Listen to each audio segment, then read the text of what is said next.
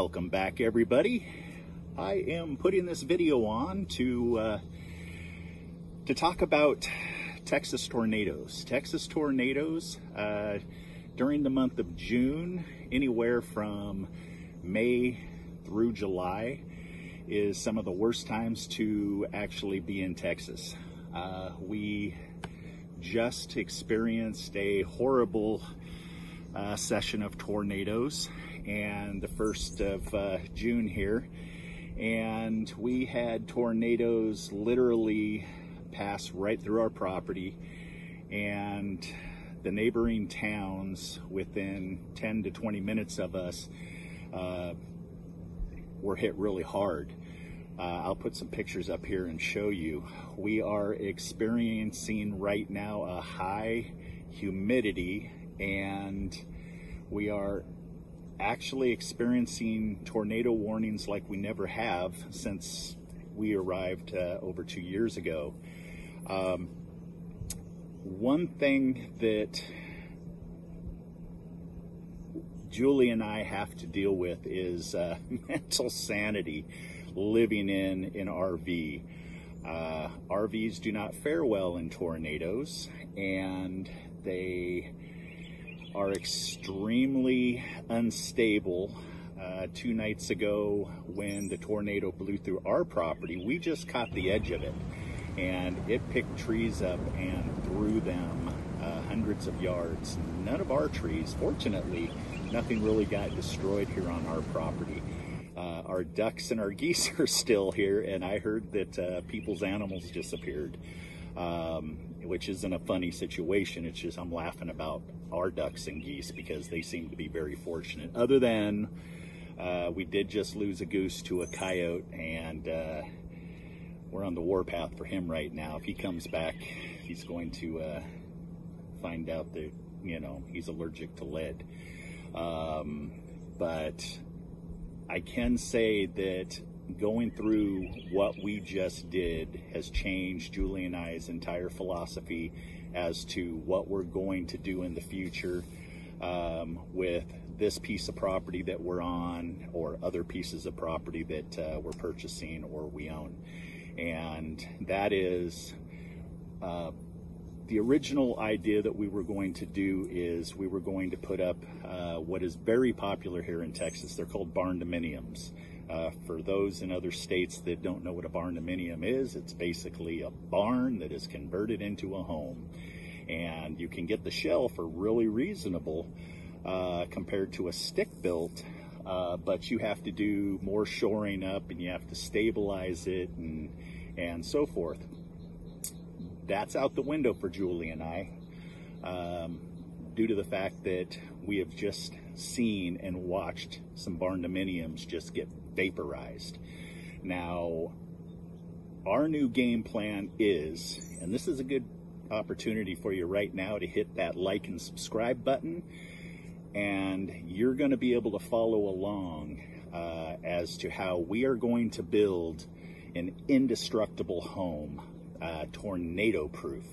Now, you have seen what we did with our shelter, which was quite unique, and we've had a lot of conversations and a lot of interest with it. That we were originally going to build our tornado shelter out of earth bags, and we ended up finding a really good deal on railroad ties. So we built an 18 by 27 underground tornado shelter, which is still in the works. And for you that have been waiting for a follow-up video from part 6, part 6 really wasn't, I might take part 6 down due to the fact that I've had a lot of individuals show that they're not too happy with it because we didn't do as much building in the video. We did more conversation, and it just wasn't that interesting. So I might take part 6 down, and I might redo part 6 for what we're going to do in the continuation of the shelter. Right now, it doesn't have the concrete floor in it, and we still have to put the walls and the interior parts into it, along with the power and water and so forth, which is going to potentially happen in the future. But right now, because we are in the dry zone of East Texas, which is Tornado Alley, I think I have a map that shows Tornado Alley, and I'll see if I can put that up for you to see. But we still have about another month of dealing with tornado threats and warnings. And the nice thing is, though, is we do have our shelter to go into. Now, a couple days ago when the tornado just skimmed us, Julie and I don't know, we were rather idiotic in staying in our trailer. There was times to where the trailer was really rocking back and forth from the winds, but every time it subsided, we got a newfound confidence that we weren't in danger, so we stayed in it. But after the fact, when we seen all the danger and the trailers flipped upside down and so forth, we're not going to do that anymore. We have those winds, we have the threat. And here's another problem. Since we got here, we have apps that has tornado warnings that come up on our phones. But this last tornado, not one tornado warning popped up on our phone, just extreme thunder and lightning and hail. Not one tornado warning. I don't know what happened with the Texas weather forecast, but because we didn't get the tornado warnings, we took it as though that there wasn't a tornado threat. That's out the window. Not trusting that anymore. If we see the high humidity, if we see the 50-mile-an-hour wind gusts, if we see the hail the size of baseballs and ping pong balls falling, we did not have that here. But just right down the road, they did, and people's windows were smashed out. Carports had holes popped through them. And when you think about it, think about the size, a hail ball the size of a baseball that is dropping thousands of feet, and the velocity that those things are going.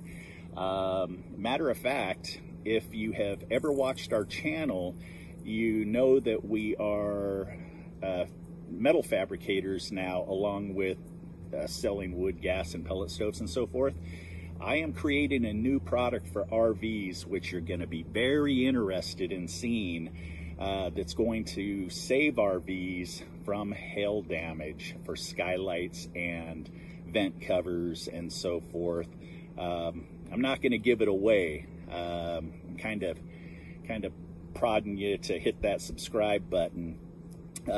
And this is a good time to announce this. YouTube is upset with me. I don't know why. I think it's because of my some of my videos that I put out there that they don't like, where I am showing a political direction one way or another. You know what? We moved here to Texas because we like our freedom. We love our country. We love our law enforcement. Our military rocks. And they don't necessarily seem to like that. And for many of you out there, you understand why. Some of you might, this might not make sense to you, but they're taking away subscribers. We were up to 2,500 or 2,500 subscribers, and they've dropped me down to less than 2,000 now. And it seems to be every time I get a new subscriber, they take one away, or they take two or more away. So it seems like they're trying to edge me out, and now I am trying to move everything over to Rumble, because Rumble is not doing that right now. And I hope that they don't get bought out, or they don't sell out to, to some YouTube, type corporation that starts following the same policy. So anyhow, you are going to start seeing some RV products for you RV fans out there that we are designing, and we're going to be manufacturing. I'm going to be cutting some here in the next week, and as soon as I get them powder coated and I get them installed on our park model, our Salem Villa, I'm going to make the video. I'm going to put it up there, and if any of you like the idea or would like one of the products, if we start getting interest, we might start selling them. So stay tuned for that. I don't want to discourage too many of you right now by not telling you our new idea, our new design for tornado-proof home design. It's happening out there right now, but it is something that really needs to be focused on and talked about. And the way that we're going to build this, if we do have ping pong to baseball size hail, it's not going to come through our roof. And if a tornado comes through, the way that we are designing this, it should stand strong, and it should be able to resist the up force, the down force, the side force, and it should be standing there after the tornado's come and gone. We sold a piece of property that we had that we were going to turn into an RV park in order to fund this this new project. We were going to open an RV park, but we ran into some problems to where we didn't have access to city water, or at least the quantities that were going to be necessary for the RV park. We were going to drill a 500 to 1,000 foot deep well. We were going to have a very strong commercial pumping system that was going to pump 10,000 gallons of holding water into tanks, and then we were going to have a water distribution system that pumped to the different RV pads and tiny homes that we were going to put up.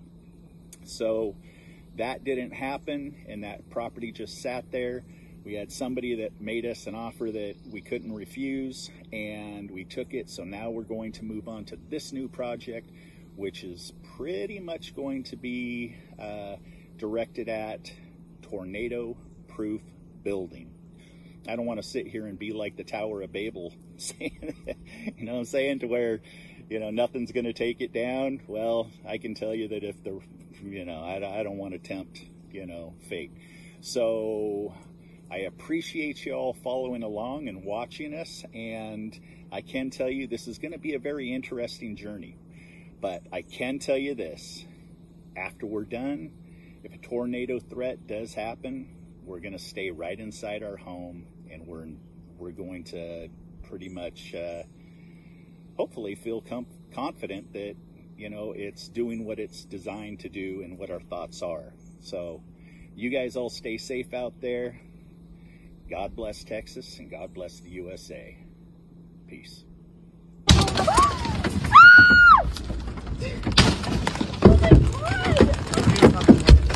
Oh! My God! Get down, guys. Stay down. Hey, put the backpack on your left.